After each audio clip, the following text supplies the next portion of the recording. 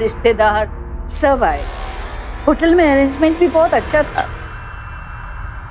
बहुत अच्छा लगा सबसे मिलके।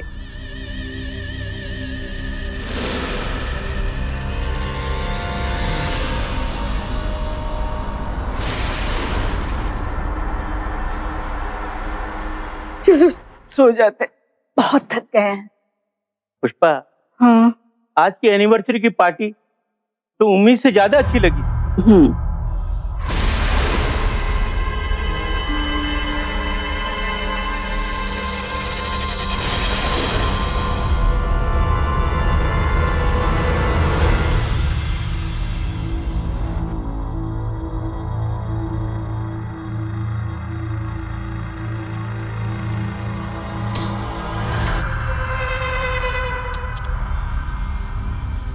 कौन है भाई?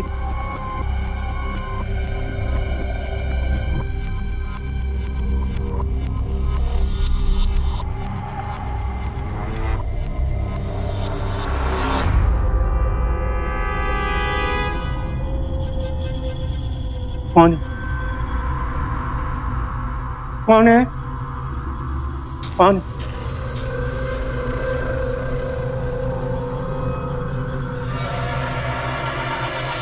अरे, तिजोरी के कमरे का दरवाजा किसने खोला?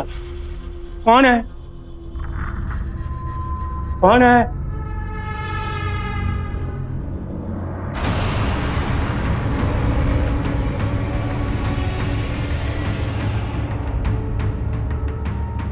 कौन है? अरे कौन है?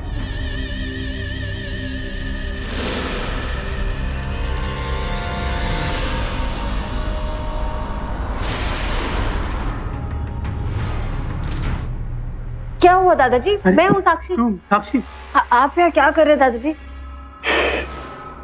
कमरे से चोर घुसा है। चोर?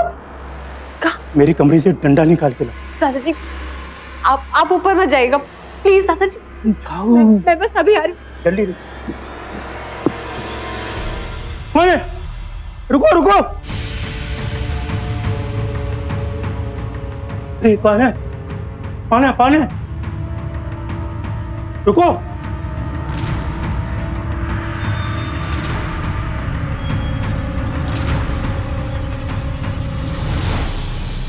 तुम?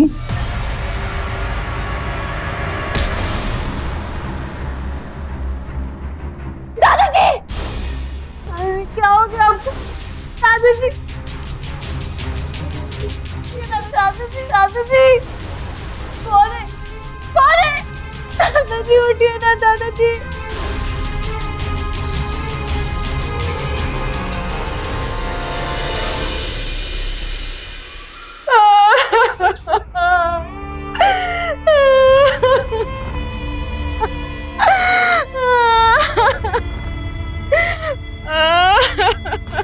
रो मत, उन्हें रोना बिल्कुल पसंद नहीं था। कोई भी नहीं रोएंगे। बाबूजी छोड़ के कहाँ चले गए माँ? ननद जी, माँ जी ने आपसे क्या कहा कि रोइए मत? बाबूजी को रोना बिल्कुल पसंद नहीं था, इसलिए प्लीज रोइए मत, नहीं तो बाबूजी की आत्मा को ना शांति नहीं मिलेगी। चुप करिए भाभी, आपके मुंह से ना ऐसी बातें शोभा नहीं देती हैं। मेरे माँ बाप की आत्मा को ना सबसे ज्यादा आपने दुखाया है भाभी। जिस दिन आपके कदम इस घर में पड़े, बड़े भैया और भाभी गुजर गए। छोटे भैया को तो आपने माँ बाप से दूर ही कर दिया। विमला, बहुत ज्यादा बोल रही हूँ। मेरे कदम पड़ते ही ये सब क्यों होगा? और नहीं तो क्या, गलत क्या कह रही हूँ मैं? बिल्कुल गलत कह रही है। चुप हो जा, ऐसा इल्जाम मुझ पर मत लगाना। सही बोल रही हूँ तो बड़ा बुरा लग रहा है आपको। चुप रहो। क्या चुप रहा हूँ मैं?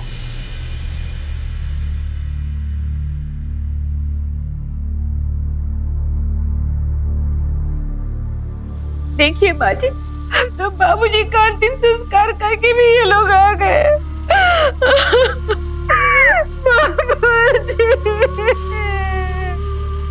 अब रो भी दीजिए, ऐसे पत्थर बनकर मत बैठे रहिए।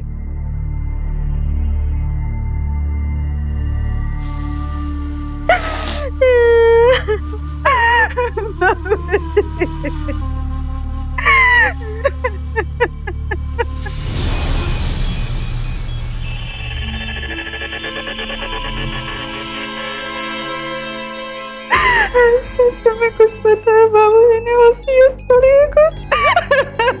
मुझे तो नहीं पता। तुम्हें तो कुछ पता नहीं रहता।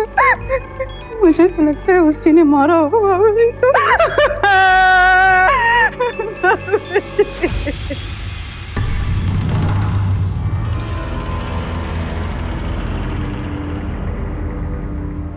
बेटा तुम घबराना मत, दादाजी नहीं है तो क्या होगा,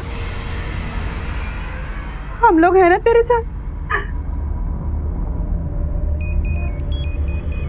अरे फोन उठा लेना।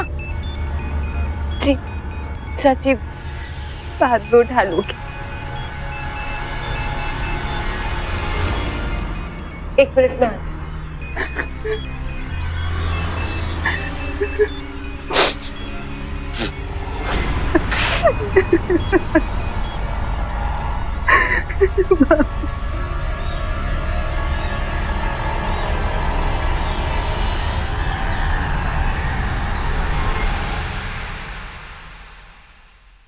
हे भगवान, हाँ कितना अजीब लग रहा होगा ना कि ससुर जी गुजर गए हैं और घर की बहू इतने बड़े बड़े टॉप्स पहनी है कान में। मुझे तो बुआ पर गुस्सा आ रहा है, वो आपको ऐसे कैसे बोल सकती हैं? छोड़ो उसे, वो तो पागल है।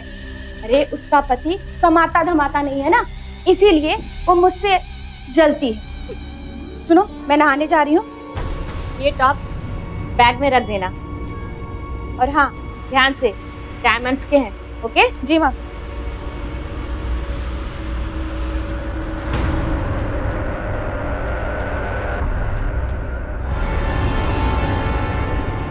हेलो, हाय रितु, कैसी हो? हाँ मैं ठीक हूँ बाबा, तुम बताओ कैसी हो? ओके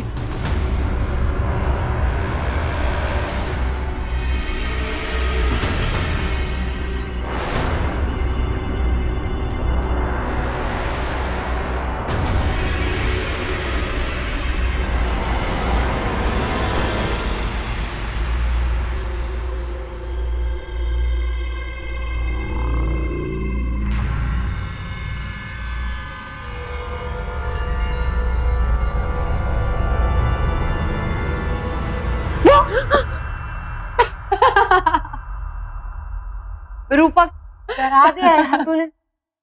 डर मत, तुझे नहीं मारूंगी, लेकिन हाँ अगर दोबारा मेरा फोन नहीं उठाया ना तो यही मार डालूंगी मैं तुझे।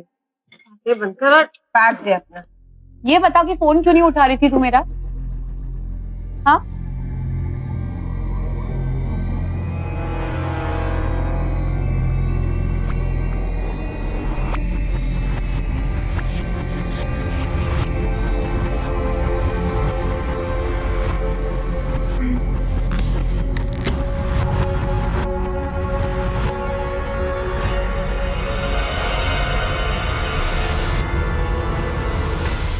अब बोल यार, दिमाग ही काम नहीं कर रहा था। ऐसा लग रहा था जैसे ड्राई डे चल रहा है। फ्राइडे ही तो चल रहा है यार, कुछ भी हाथ नहीं लगा हमारे। देख अब जो करना है वो तुझे ही करना है। इससे कुछ नहीं होगा। तो शुक्र मना कि किसी को पता नहीं चला कि कल रात को तू आई थी और तेरी वजह से दादाजी। रूपा तुम?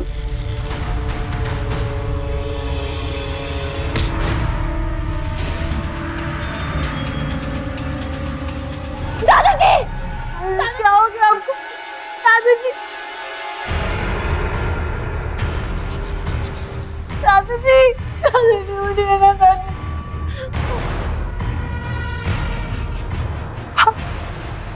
भाई क्या किया तूने? जा जल्दी जाकर डॉक्टर को फोन करते। देख दादाजी का कितना खून है। अरे तू पागल हो गई क्या? फंस जाएंगे हम। चल भाग यहाँ से, भाग।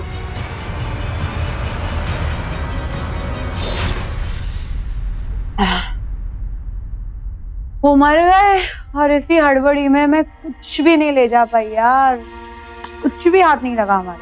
अब वो छोड़ यार, गनीमत मना, किसी को शक नहीं हुआ। सबको लगता है कि दादाजी अंधेरे की वजह से फर्स्ट फ्लोर से गिर गए, सर पर चोट आने की वजह से उनकी मौत हो। छोड़ यार वो सब पुरानी बातों को, अब तू ये प्लान कर कि वो जो चोरी अधूरी रह गई है ना, उसे तू कैसे पूरा करने वाली है, समझी?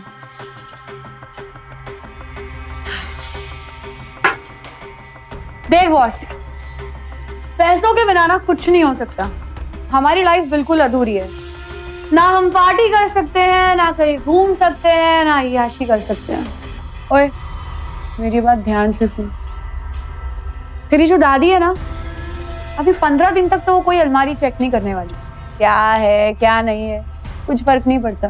मौके का फायदा उठा और कोई लंबा हाथ मार यार। जब एक इंसान जिंदगी के लिए तड़प रहा और उसे देखकर कोई अपना उसकी मदद करने के बजाय उसे मरने के लिए छोड़ दे तो क्या कहेंगे? क्या चंद पैसों के आगे रिश्तों की कीमत कम हो जाती है? क्या दौलत और अय्याशी खून के रिश्तों पर भारी पड़ जाती है? जिस पोती के नाम दादा खुद इतनी जायदाद छोड़कर जा रहे थे, जिस पोती को वो सबसे ज्यादा अपना समझते थे, आज उसी पोती ने उनकी पीठ में छुरा भोंक दिया। कभी कभी इंसान गलत संगत में पड़कर अपनों को भूल जाता है, लेकिन इंसान की अपनी सोच समझ भी तो होती है, कभी तो होश आना चाहिए। लेकिन साक्षी शायद इस सब से परे निकल चुकी थी। आज उसने जो किया वो किसी भी लिहाज से काबिल माफी नहीं है। भाभी, भाभी, आप मेरे कमरे में क्या करने गई थी? चोरी करने गई थी ना? चोरी? तुम्हें शर्म नहीं आती? मैं तुम्हारे कमरे में चोरी करूंगी? वो तो मेरा डायमंड का टॉप हो गया था, इसलिए मैं तुम्हारे कमरे में ढूंढने गई थी। अच्छा, इसके पहले जो आपने मुझ पे चोरी का इल्जाम लगाया था, गोल्ड क्रीम मैंने चुराया है, सबके सामने बदनाम किया था। अब बताइए चोर कौन है? अरे गोल्ड क्रीम तो तुमने ही चुराया था, और ये जो है ना मेरा डायमंड का टॉप, वो भी तुम्हारे कमरे से बस करो। अभी तुम्हारे बाबूजी की 13वीं भी नहीं हुई और तुम लोग, उनकी आत्मा को कितनी तकलीफ हो रही होगी ये सब देखकर।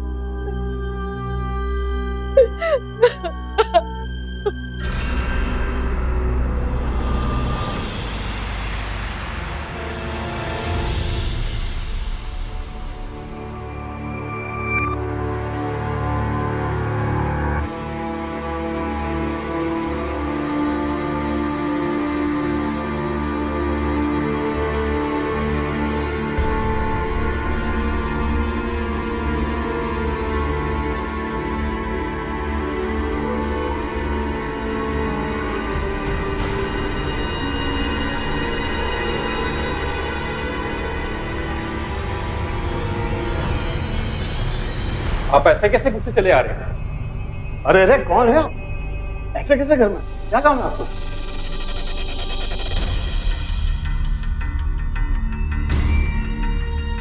घर में किसी की मौत हुई है? हाँ, मेरे बाबूजी की। लेकिन आप हो कौन?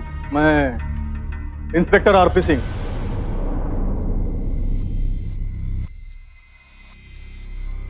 पर आप क्या तफ्तीश करने आए? हमारे बाबूजी की मौत तो एक हादसा थी। अच्छा, मुझे तो पता ही नहीं था हादसा। खैर इस बारे में बात करते हैं। वैसे मैं कोई तफ्तीश के लिए नहीं आया हूं, मैं तो बस साक्षी से मिलने आया हूं।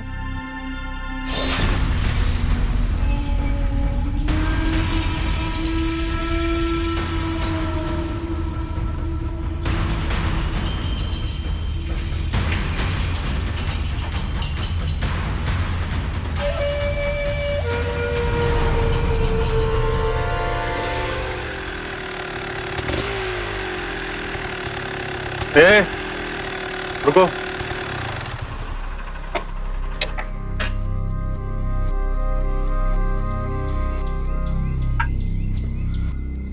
पुलिस इंस्पेक्टर आरपी सिंह नाम है मेरा।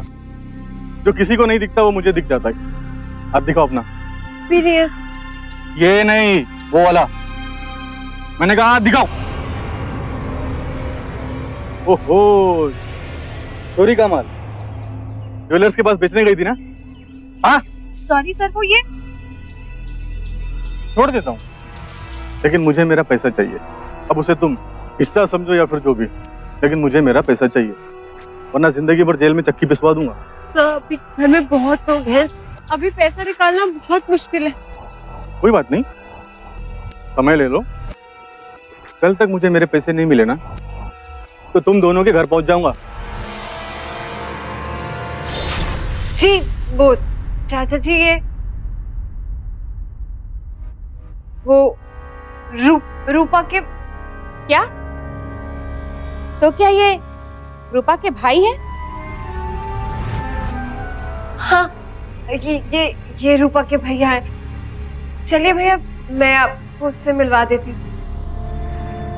वो क्या है ना कि रूपा का फोन नहीं मिल रहा था और उसने अपना रूम भी शिफ्ट कर लिया है, तो भैया उससे मिलने आए थे तो उन्होंने मुझे फोन किया। चलिए मैं आपको रूपा से मिलवा देती हूँ।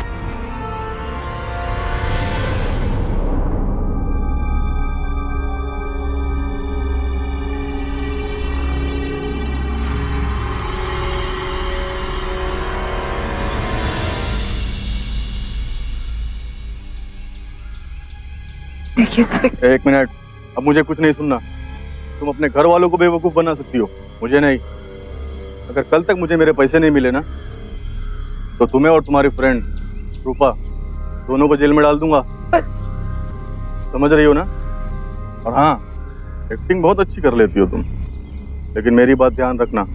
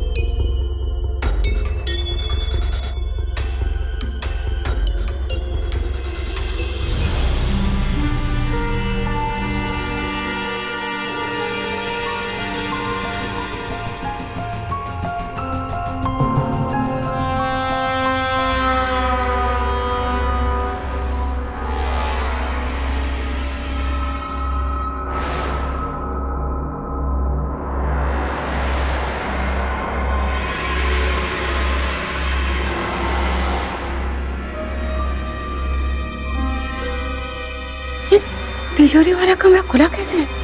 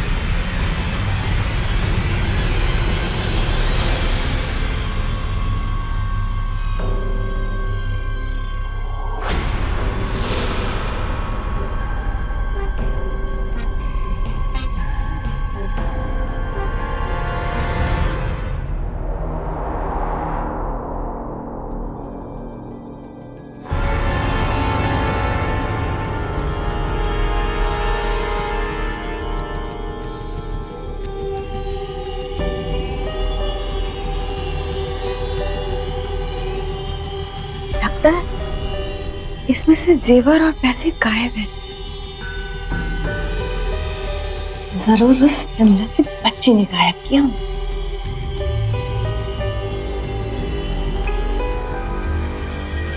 तिजोरी का रूम खुला हुआ है। लगता है माँ दरवाजा बंद करना भूल गई है। मौका अच्छा है, हम भी इस पे हाथ साफ कर ही देते हैं और इल्जाम उस बिमला पे लगा देंगे। हाँ, मैं चोरी कर लेती हूँ और इल्जाम उस भाभी पे लगा दूंगी। बड़ी आई थी ना चोर कहने वाली।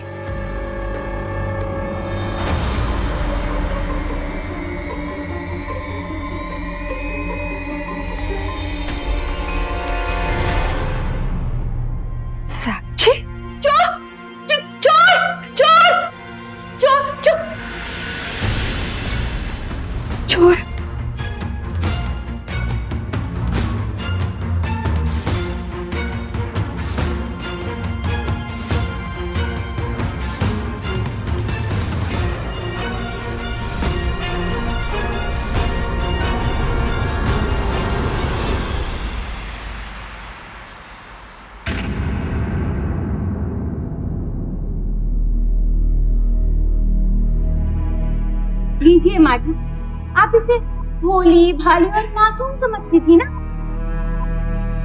देख लिया। चुप रहो तुम लोग। बोल बेटा, क्या बात है? दादी, मैं कैसे बताऊं? दादाजी, मैं नहीं बोल पाऊंगी दादी, मैं नहीं बोल पाऊंगी। क्यों नहीं बता सकती? वो रूपा है ना, उसने मुझे मजबूर किया था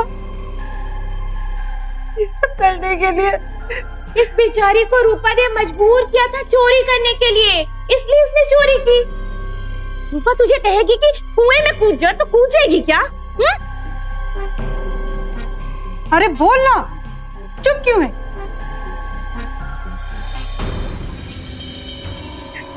रूपा और दादाजी का आपस में नाजायज संबंध था।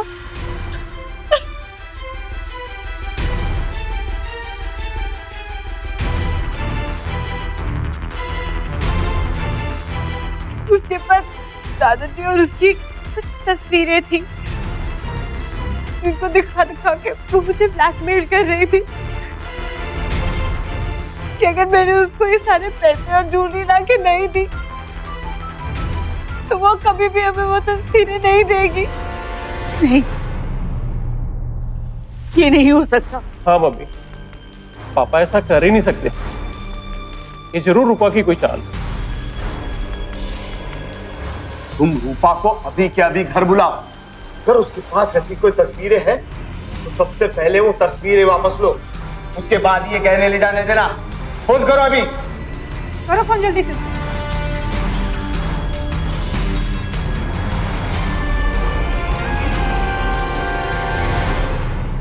हाँ बोल साक्षी। हेलो रूपा, मैं घर से पैसे लेके निकल रही थी और सबने मुझे देख लिया है और सबका कह रहा है कि जब तक तुम अपनी और दादाजी की वो वाली तस्वीरें हमें नहीं देती हम तुम्हें कोई ज्वेलरी और कोई पैसे नहीं दे सकते। तू कौन से फोटोज, क्या बक रही है तू? मैं कुछ समझी नहीं। देखो रूपा, मैं जानती हूँ कि तुम्हारे पास दादाजी और तुम्हारी वो वाली तस्वीरें हैं, तुम्हें हमें वो देनी होंगी। रूपा, तुम समझ रही हो ना रूपा? यार तू तू क्या बोल रही है, मुझे खुद समझ नहीं आ रहा। अच्छा मैं तेरे से बाद में बात करती हूँ।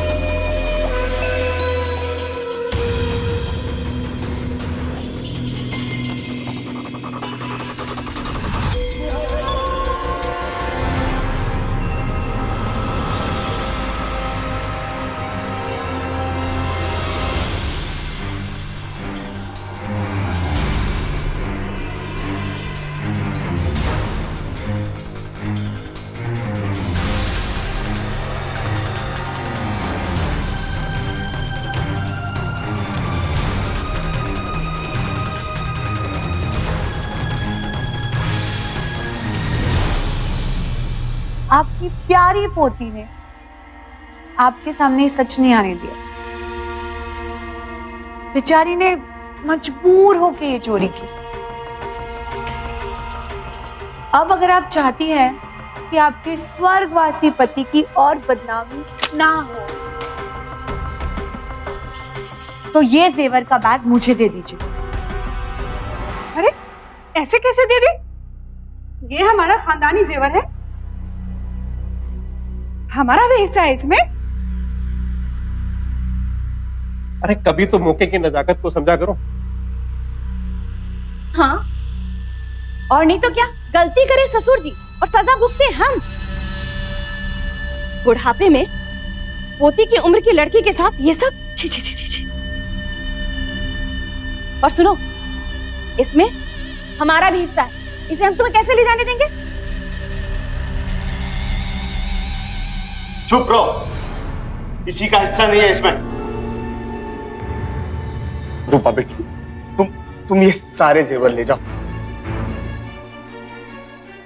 लेकिन प्लीज प्लीज ये फोटो किसी को मत देना। हमारे खानदान की इज्जत अब तुम्हारे हाथ में।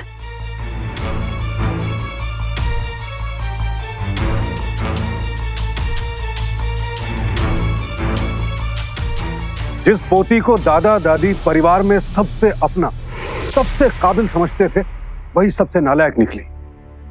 जाहिर सी बात है, जो लड़की अपने दादा को मारने से नहीं कतराई, वो भला उनके नाम पर लांछन लगाने से कहां चूकी। उसके मरहूम दादा तो अपनी बेगुनाही साबित भी नहीं कर सकते थे, लिहाजा उन पर इतना बड़ा लांछन लगाकर साक्षी ने खुद को तो बचा लिया, लेकिन उसकी इस हरकत से उसकी दादी को कितना बड़ा सदमा पहुंचा, इसका साक्षी को जरा भी मलाल नहीं था। नशे का शिकार इंसान खुद अपने घर में आग लगाकर तमाशा देख सकता है, और जब नशा लालच का हो तो फिर वो सारी हदें पार कर जाता है। और ऐसे लोगों से अपनेपन की नहीं, अपनों के नुकसान की उम्मीद रखनी चाहिए।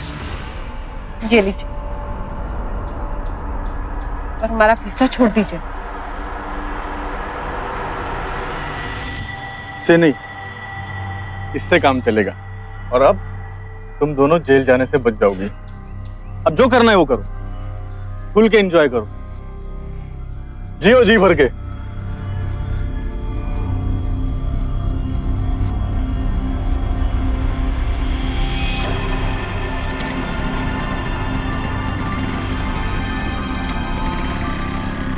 एंजॉय करें? खास एंजॉय करें। सब ले गया वो, अब क्या करें? फिर से कंगाल हो गए हैं। इतनी मुश्किल से ज्वेलरी निकाली थी मैं, अब इससे ज्यादा और क्या करूं मैं? क्या करूं? करना तो तुझे ही है। आगे की लाइफ के लिए पैसों का इंतजाम तुझे ही करना है। हम कह रहे थे ना, तुम्हारी गलती की वजह से उस इंस्पेक्टर ने हमें भी लपेट लिया था। हमने कहा था ना तुम्हें कि मत बेचो ज्वेलर्स के पास कोई भी गहना। निकला ना पुलिस का आदमी वो, लेकिन तुमने हमारी कोई भी बात नहीं मानी। अब सुन, कैसे भी करके तुझे पैसों का इंतजाम करना है। आसपास में चोरी कर, अपने घर में चोरी कर, कहीं से भी कर, वरना हम ना तुम्हारे घर में सबको बता देंगे कि तुम कितनी सीधी सादी हो।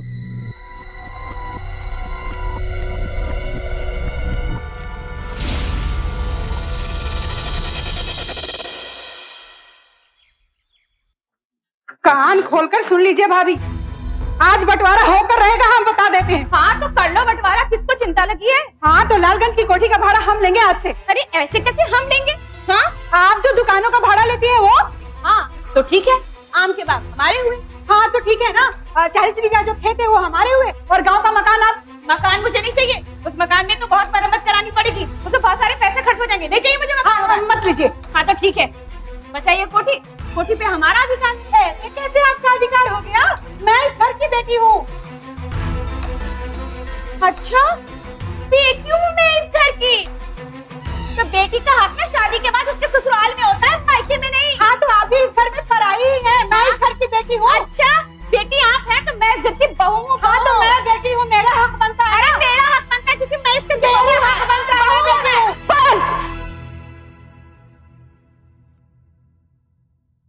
बस करो। अभी तुम्हारे बाबूजी को गुजरे 2 दिन भी नहीं हुए और तुम लोग बंटवारा कर रहे हो।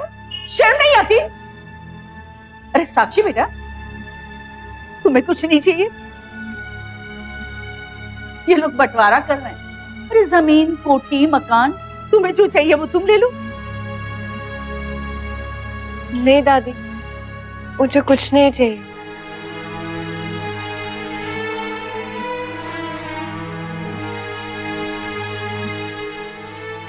मुझे माफ कर दीजिए दादी, सारी गलती मेरी है। मुझे ऐसी लड़की से दोस्ती करनी ही नहीं चाहिए थी ना। साक्षी, तुमने जो गलती की सो तो की ही, पर जो तुम्हारे दादाजी थे ना, वो भी बेकसूर नहीं थे। रसिया थे, रंग रसिया। बुढ़ापे में ये सब हरकत की, हम लोगों को लुटवा कर रख दिया।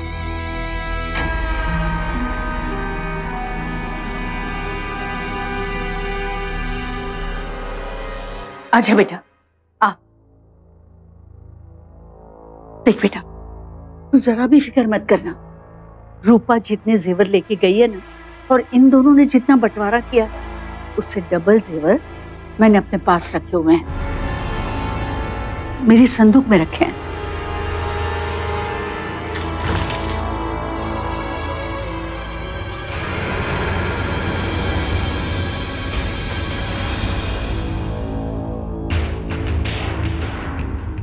अरे इन लोगों को तो पता भी नहीं है। ये देख,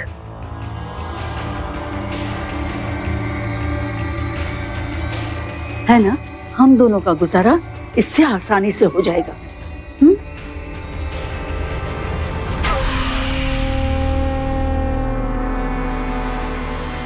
अभी तक नाखून ही चबा रही है क्या? हाँ, प्लान ऑफ एक्शन क्या है? बोल। देख, मेरे सब्र की परीक्षा मत ली। सुन सुन सुन मेरी बात। दादी के पास अभी भी एक संदूक भर के पैसे और जेवर है। तो एक काम कर, आज रात को खिड़की के पास आके खड़ी रही। मैं पूरा का पूरा संदूक नीचे फेंक दूंगी, ठीक है? Yes, okay.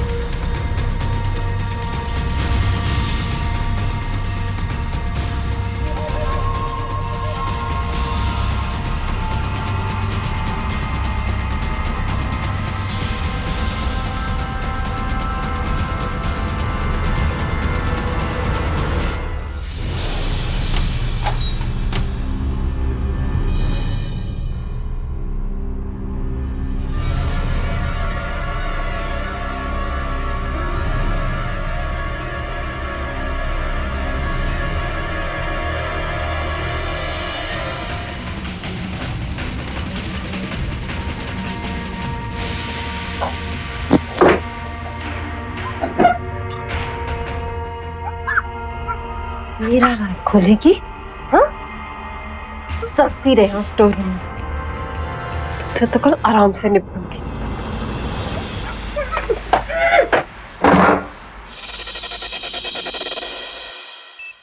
तू सोती रह गई ना?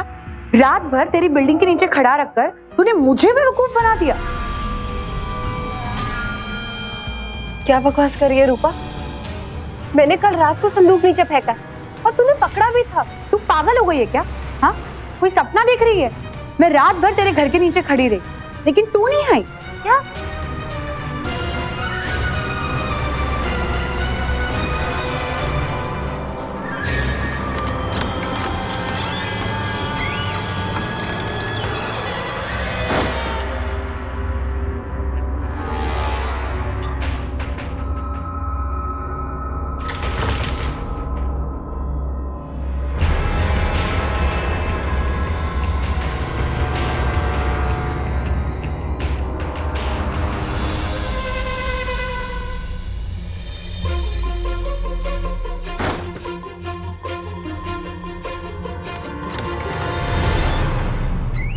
दादी,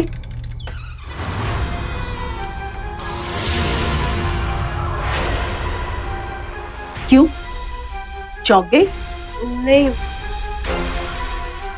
दादी, पारुल, आप क्यों नहीं? दादी, दादी, माँ,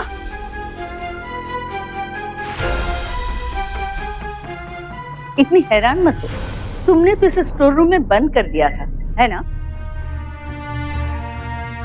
कितने थे संदूक में? 12 लाख के जेवर, 15 लाख के? हिसाब नहीं किया तुमने?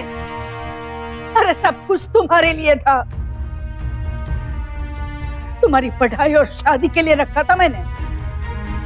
तुम्हारी चाची, बुआ, अरे ये तो स्वार्थी है, बुरे हैं, लेकिन तुम, अरे तुम तो पापन हो, पापन।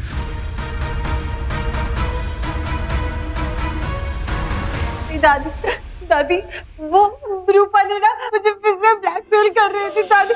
बस कर, अरे मरे हुए इंसान को तो बख्श दे। जिस दिन तूने अपने दादाजी पे इल्जाम लगाया, शक तो मुझे उसी दिन हुआ था, लेकिन कल रात अपनी आंखों से मैंने तुझे अपने कमरे से संदूक ले जाते देखा।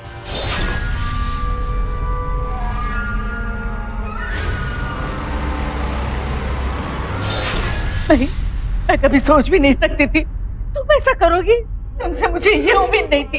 अरे तुम भी रूपा के साथ मिली हुई हो। रश करो। नहीं, छोड़ो।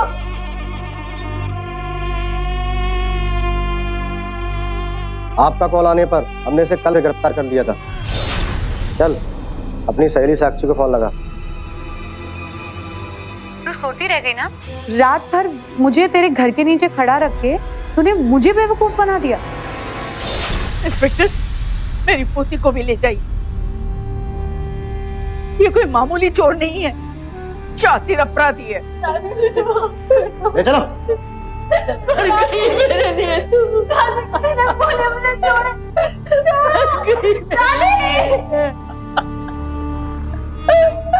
संभालो अपने आप को, संभालो।